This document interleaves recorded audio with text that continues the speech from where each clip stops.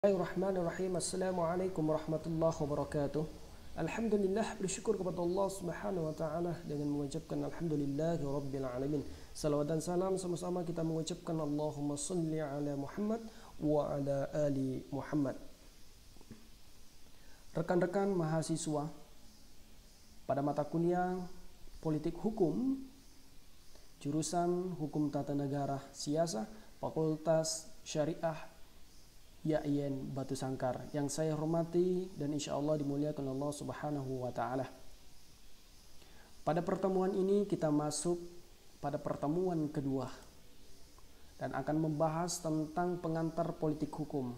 Pengantar politik hukum akan dibahas dalam dua sesi atau dua pertemuan karena terdapat beberapa poin penting yang akan dibahas. Pada pertemuan pertama, minggu lalu, Bapak telah menjelaskan tentang letak politik hukum. Pertanyaan dasar yang saya sampaikan ataupun saya lontarkan ketika itu, apakah politik hukum itu termasuk ke dalam rumpun ilmu hukum ataukah rumpun ilmu politik? Karena ada dua kata, politik dan hukum.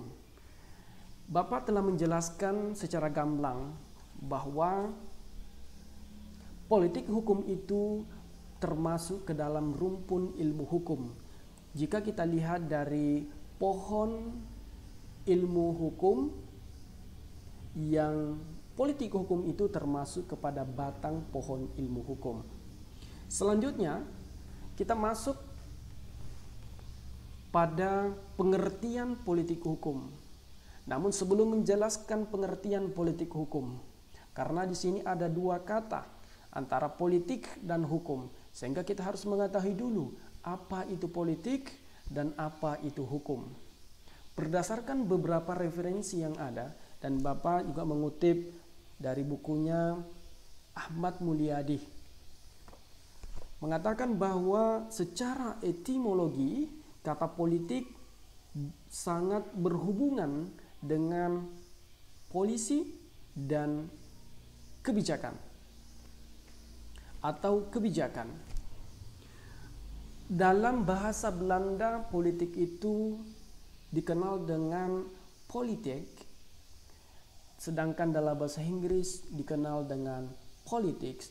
Kedua kata bahasa Belanda dan bahasa Inggris tersebut, yang sebenarnya keduanya itu berasal dari bahasa Yunani yang dikenal dengan politika. Yang ini kemudian sudah di jauh-jauh hari sudah disampaikan dalam beberapa bukunya Aristoteles dan Plato, yaitu politia, yang artinya adalah berhubungan dengan negara. Nah, politika ini sebenarnya asalnya dari dua kata, polites dan polis. Polites artinya warga negara, sedangkan polis berhubungan dengan negara atau kota. Nah, kemudian dari kedua kata itu secara historis bisa kita lihat atau bisa kita simpulkan bahwa politik mempunyai hubungan dengan negara. Selanjutnya kita lihat apa kata Aristoteles tentang politik. Dia menyebut sebagai endaimonia atau dikenal dengan good life, the good life atau kehidupan yang lebih baik. Nah, di Indonesia juga dikenal hal itu, bukan hanya dari bahasa Yunani, tapi Indonesia luar biasa. Dia juga kita kenal gemah ripah loh jinawi, aman sentosah, sejahtera, subur. Itu gemah ripah loh jinawi. Nah, kemudian kalau di Indonesia itu kita kenal tulisan-tulisannya yang luar biasa, karena memang seperti Meriam Budiharjo, Profesor Meriam Budiharjo yang bukunya terkenal banget ini, dasar-dasar politik.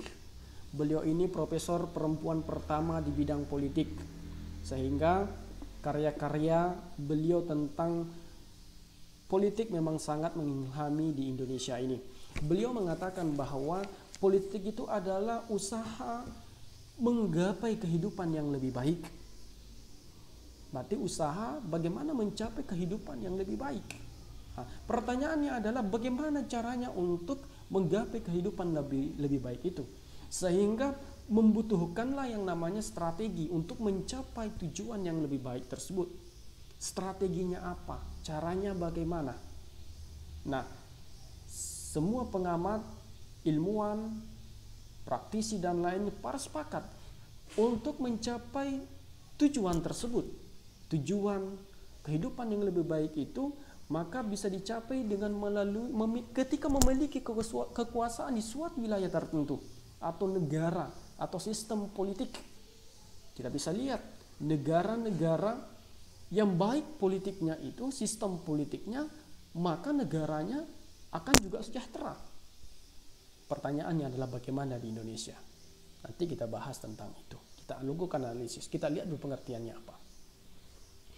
Selanjutnya,